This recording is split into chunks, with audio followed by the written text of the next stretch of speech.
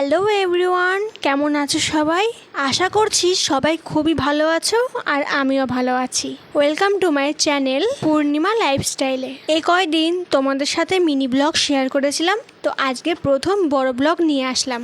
আমার মিনি ব্লগে তোমরা আমাকে অনেকেই ভালোবাসা দিয়েছো, ঠিক একই রকম ভালোবাসা আমার এই বড় ব্লগেও দিও। তোমাদের মধ্যে আমাকে একজন বলেছে, দিদি তুমি বড় ভিডিও শ্যুট করো, তাই জন্য আজ থেকে আমি বড় ব্লগও শুরু করলাম।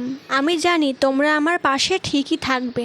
তো সকাল সকাল ঘুম থেকে উঠে আমি সমস্ত কাজ সেরে চলে আসলাম উঠোন ঝাড় দিতে।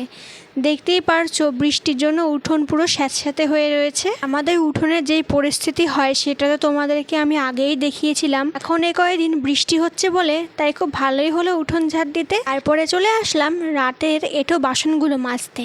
রাতে আমরা সম্ভবত বাসন মাজি না, সকালেই সেটাকে মাজা হয়, তো সেটাকে এখন মেজে নিচ্ছি। যতক্ষণে আমি বাসন মাজছি ততক্ষণে তোমাদের সাথে একটা কথা শেয়ার করি।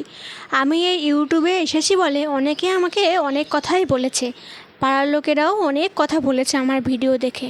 তবে আমার হাজব্যান্ড বলেছে যে যাই বলুক আমরা তো তোমার পাশে আছি, তোমার কোনো চিন্তা নেই, তুমি তোমার মতন এগিয়ে যাও।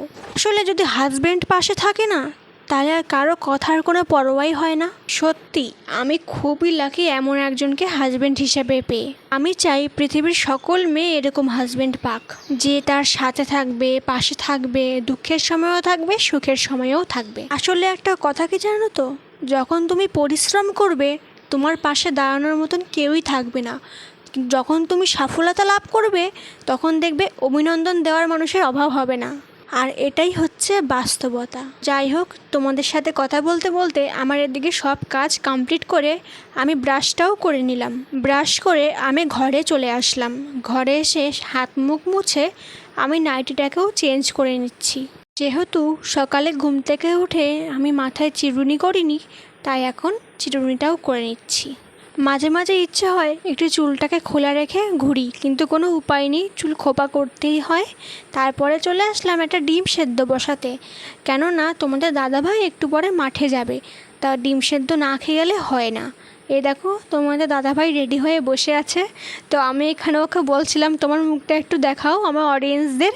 ও কিছুতেই দেখাচ্ছিল না, অনেক বলার পরে তারপরে দেখালো।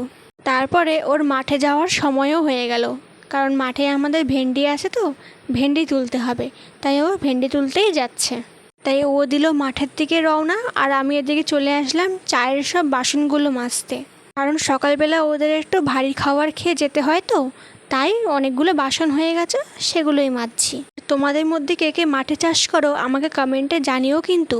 তারপরে বাইরের দিকে এসে দেখি বাইরের প্রচণ্ড মেঘলা হয়েছে, মনে হয় একটু পরেই বৃষ্টি নামবে। বাইরের ওয়েদার দেখে চলে গেলাম রান্নাঘরে, রান্নার সব তোড়জোড় চালু করে দিলাম। আজকে একটু ভেন্ডি রান্না করব, নিজেদের জমির ভেন্ডি তো খাওয়ার একটা আলাদাই মজা আছে। সেই জন্য এদিকে আমি ভেন্ডিটাকে কেটে নিয়ে আলুও কেটে নিচ্ছি, সঙ্গে আরেকটাও তরকারি করব। কি তরকারি করছি সেটা পরে জানাচ্ছি। তো এইদিকে আমি জমিয়ে রান্না শুরু করে দিলাম। জমিয়ে বলতে মন দিয়ে রান্না শুরু করলাম আর কি, কারণ মাঠে খাটাখাটনি করে সবাই একটু ভালো খাবারই চায়। এই দেখো আমি এখানে করছি সর্ষে ভেন্ডি। এই রেসিপিটা আমি ইউটিউব থেকে দেখেই শিখেছি। সর্ষে ভেন্ডি হয়ে গেলে আমি এখানে রুই মাছের তরকারিটাও করে নিচ্ছি। তরকারি হয়ে যাওয়ার পর তোমাদের দাদাভাই খেয়ে মাঠে চলে গেলে ওই থালায় আমিও খেয়ে নিলাম। তারপরে তোমাদের সাথে দেখা হচ্ছে সন্ধেবেলায়। সন্ধেবেলায় বরের আবদার সে ম্যাগি খাবে, ওই জন্য তাকে ম্যাগিও বানিয়ে দিলাম। তারপরে রাতের দিকে আমার একটু ইচ্ছে হলো পায়েস খাওয়ার, তাই মাকে বলায় মা সব তোড়জোড় করে নিয়ে রান্না চাপিয়ে দিল, আমি শুধু একটু খুন্তিটা নাড়িয়েছিলাম। আজকের ব্লগটা এইটুকুনি, কোনো ভুল ত্রুটি হয়ে থাকলে ক্ষমা করে দেবেন। সবাই ভালো থাকবেন, দেখা হবে নেক্সট কোনো ব্লগে। চলো টাটা।